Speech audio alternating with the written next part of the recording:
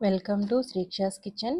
ఈరోజు మన తెలుగువారి ఆల్ టైమ్ ఫేవరెట్ ఆవకాయ ఎలా పెట్టుకోవాలో చూద్దామా. దీనికోసం పుల్లటి మామిడికాయలు తీసుకోవాలి. ముందుగా కాయలని నీళ్ళతో కడిగి తడి లేకుండా తుడుచుకొని ముక్కలుగా కోసుకోవాలి. ముక్కలు కోసుకునేటప్పుడు టెంక ఉండేటట్టుగా చూసుకోవాలి. ఇప్పుడు కోసుకున్న ముక్కల్ని ఒక శుభ్రమైన పొడి క్లాత్తో బాగా తుడుచుకోవాలి. ఇలా టెంక పైన ఉండే పొరను తీసివేసుకోవాలి. ఇప్పుడు ఆవపిండి కోసం ఒక స్పూన్ మెంతులు లో ఫ్లేమ్లో సువాసన వచ్చేంత వరకు వేయించుకోవాలి.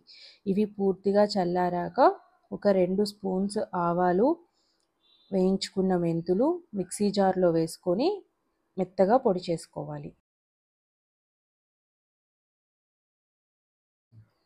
ఇప్పుడు ఒక 2 పెద్ద ఎల్లిపాయలు తీసుకొని పొట్టు తీసేసి దంచుకొని పక్కన పెట్టుకోవాలి. ఇప్పుడు పచ్చడి కలుపుకోవడానికి ఒక వెడల్పాటి బేసిన్లో కట్ చేసుకున్న ముక్కలు వేసుకోవాలి. మనం కట్ చేసుకున్న మామిడి ముక్కలు 3 కప్పులు ఉన్నాయి. వీటికి ముందుగా కొద్దిగా నూనె పట్టించుకోవాలి.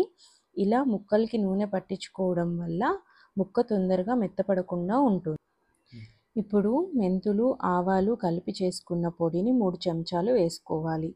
ఉప్పు 1/2 కప్పు, పసుపు 1 స్పూను, కారం 1/2 కప్పు, దంచిన వెల్లుల్లి వేసుకొని ఇవన్నీ ముక్కలకి పట్టేలాగా బాగా కలుపుకోవాలి.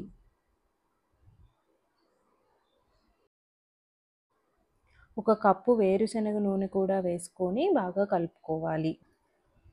మనం మామిడి ముక్కలు ఏ కప్పులో అయితే తీసుకుంటామో అదే కప్పుతో మిగతావన్నీ కొలుచుకొని వేసుకోవాలి.